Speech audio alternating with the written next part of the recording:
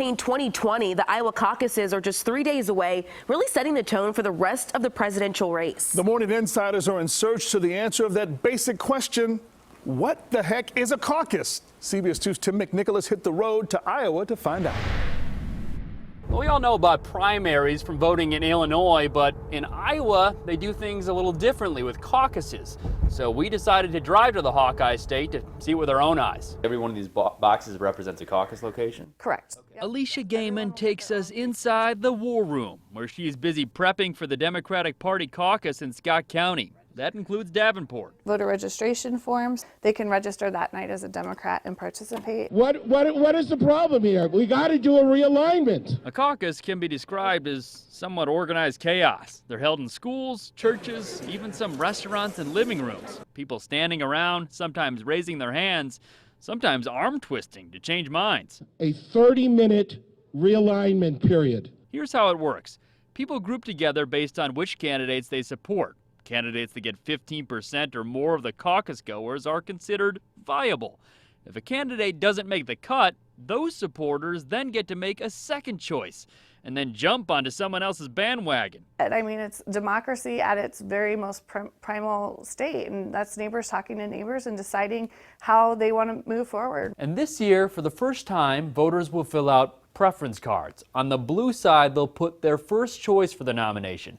On the orange side, if needed, they'll put their second choice. If there's any close results like we experienced with the Sanders-Clinton race in 2016, those can be actually looked at and gone back through. Despite the new paper trail, the caucuses are old school, informal, and unique to Iowa and a handful of other states. Will there be a lot of people in here? Or? I mean, it could be. Then I traveled to the nearby campus of St. Ambrose University, also in Davenport.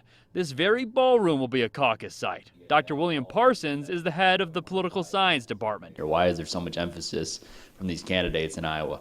If you're an unknown candidate, spending a lot of time in Iowa and then also New Hampshire, which is first, it's a way of you trying to get on the radar screen. We in Illinois are used to traditional primaries, complete with secret ballots. Caucuses, however, are very public. Hey, I'm going to stand up and announce my preference basically to the world, and you may have neighbors and friends in there and they look at you. I mean, I had no idea that this is how you were thinking. So these are all the precinct boxes. Back in the war room, despite all the work, Gaiman is looking forward to Monday. Overall, it's a good community event. Sounds like you love it. I love the caucuses. When it comes to primaries, more than just a river separates our two states. Tim McNicholas, CBS 2 News.